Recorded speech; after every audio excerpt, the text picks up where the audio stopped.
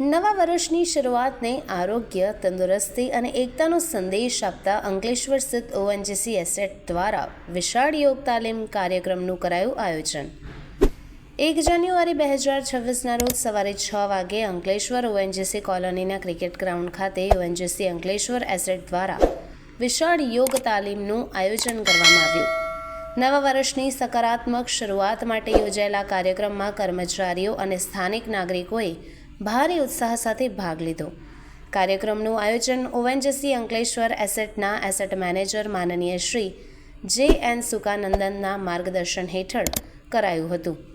કર્મચારીઓના સર્વાંગી વિકાસ અને આરોગ્ય પ્રત્યેની તેમની પ્રતિબદ્ધતાને કારણે કાર્યક્રમ સફળ રહ્યો હતો। ગુજરાત યોગ બોર્ડની દેખરેખ અને સહયોગથી યોજાયેલા સત્રમાં અનુભવની યોગ તજજ્ઞો દ્વારા સૂર્ય નમસ્કારની તાલીમ અપાઈ।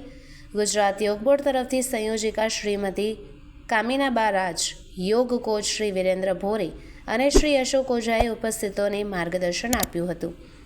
ઓએનજીસી અંકલેશ્વર એસેટના તમામ કર્મચારીઓ, પરિવારજનો ઉપરાંત અંકલેશ્વર અને ભરૂચ શહેરમાંથી 400થી વધુ લોકોએ ભાગ લીધો।